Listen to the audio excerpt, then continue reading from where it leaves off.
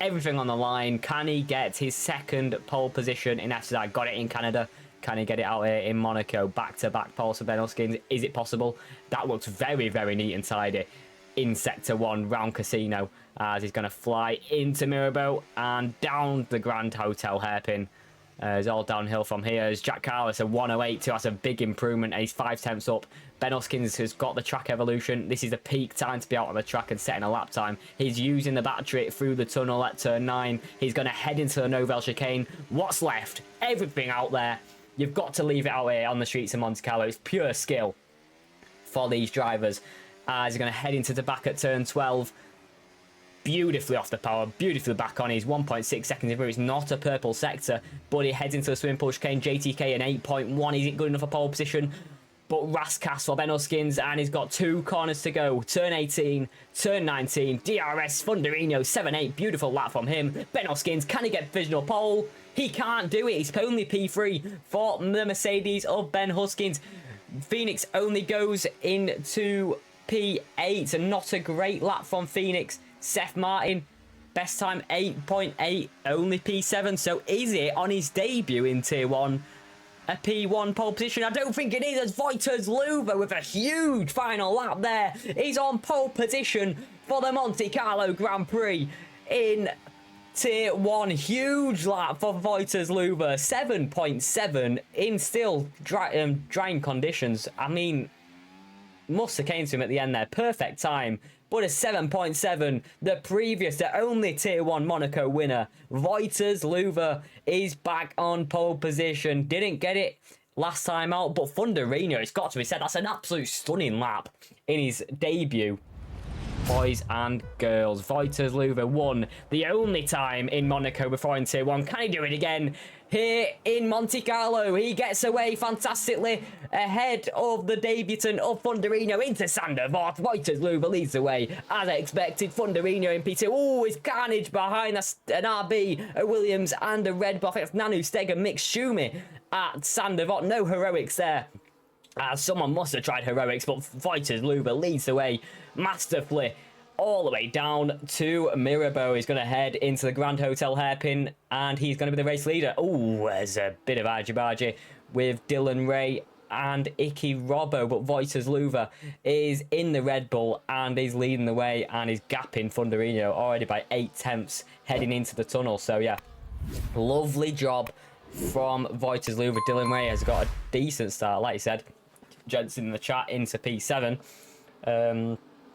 as he's trying to make moves, but there we go. Look at the yachts there. We don't need to look at Strong. We need to look at Wouters Luva, the race leader, who's already gapping Funderino. Look at this gap. You can already see it extending as Wouters is pushing this to limits. Try and get Funderino out of DRS and just try and run away with this race. 1.2 seconds in the lead. Jack Carlos keeps it again. 4 attempts. It's just enough. Have Ben Huskins on the back of JTK through the camera angle that we all love, as yeah, heading past the swimming pool chicane into Raskas, 3.5 tenths behind. JTK holding up Ben now for P4. This is P3. This is, sorry, DRS, as it'll gain him probably about 3 tenths behind into Sandevort. So that'll be a big undercut. That would have to be a big undercut. Yeah, he could do an undercut on Funderino, but not on Wouters Luva. I think 4 seconds is a bit too much, and I think Wouters can react. But it is all about the undercut. Here's Phoenix and Dylan Ray side by side. Look at this action. Heading into Mirabeau, round the outside. Oh, a bit of a switchback. Can't go 3 wide there. Seth Martin nearly got it. Nearly got it there, but to be honest, Dylan Ray does enough. He takes the inside line, and it's going back to the karting knowledge. If you have the inside line, you're most likely going to keep it. It's easier to defend with the inside line. But look at this battle for P5. Jack Carlos ghosted. Oh, as he goes unghosted, and that might give Icky Robbo the chance at Sandevort down the inside. Can he make it stick? Outside line for Jack Carlos. Who's got it up the hill? Running up that hill from Cape. Oh! Into Lloyd. Does he get damage? I don't think he does. Round the outside. It's a bit argy-bargy. Oh, what's going on? What's going on? Round the outside, as it's lovely from Icky Robbo as he does get through eventually. As down the inside, it's all sorts of carnage now, as I think Phoenix getting through, and Dylan Ray as well. So ghosting is helping Dylan Ray, as he's already getting through Phoenix and right behind Icky Robbo. So mistake from Jack Carlos as he just lets them all through past Mirabeau. But yeah, lovely stuff from Icky Robbo. Makes that move all the way around Massenet into Casino and down Mirabeau. Not a clue what's happening here. Oh, who's that? Seth Martin into the wall. He has got no front left end plate. That's a big impact, and he is surely out of this race without a safety car. So yeah, Seth Martin, big impact. As I think we've had another incident at the chicane there. I think Mick Schumer is also out of this race. So we'll see if he comes into the pit lane at the end of the lap as he retires on track, as it's a virtual safety car.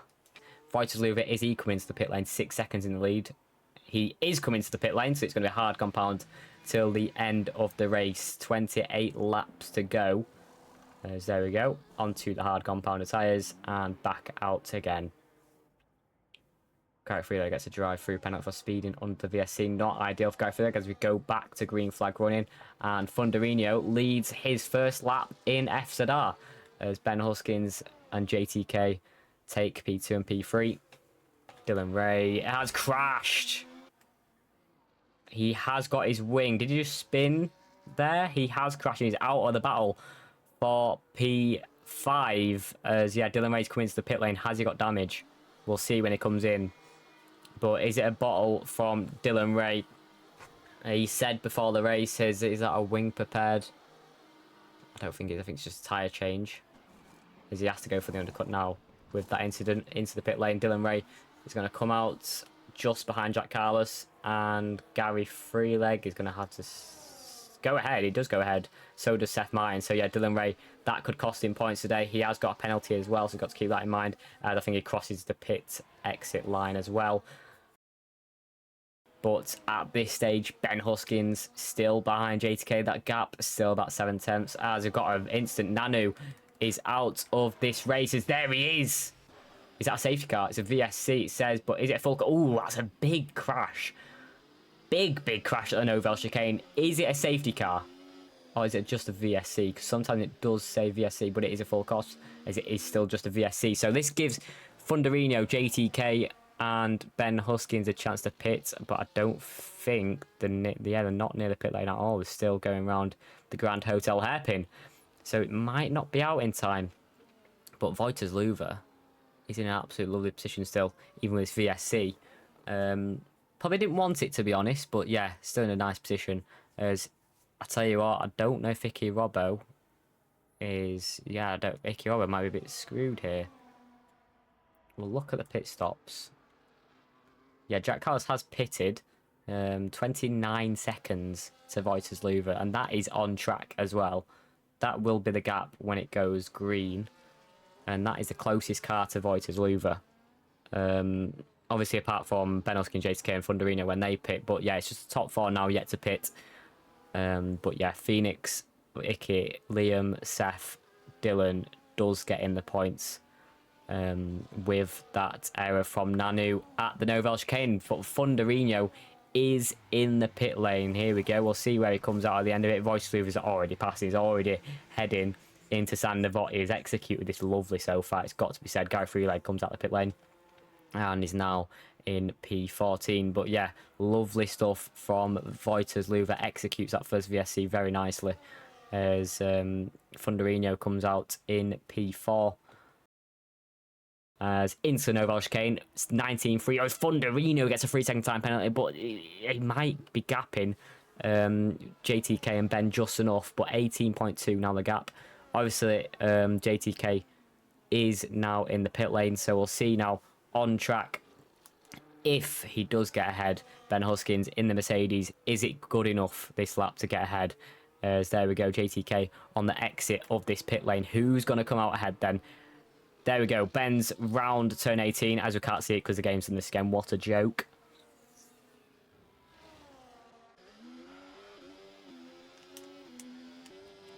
Brilliant. As Ben Hoskins does come out ahead. There we go. Into P3. As the lag has stopped, to be fair, but I don't know why it keeps doing that. if I'm not mistaken. Oh, who's that? Oh, Mark Noble into the barriers at Raskas as he's retiring from the race. His guy Freeleg is very instant at chicane. Who's that going through? I want to see what happened. Is there still a car there? As we've got another VSC. There's the wing of the Kick-Sauber, so I'm guessing he's done the same thing as Nani there. Funderino should become a regular. I absolutely agree with that. It's not easy to come to Monaco and be second place to Ben Huskins, JTK, Phoenix, you know, the big guns of Tier 1 fighters. Louver. What's happened?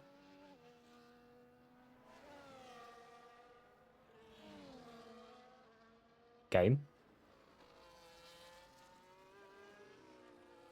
It's a safety car. What is going on? Guys, this is not my lag. This is genuinely serious. What's going on? As he's been disqualified. I don't believe it.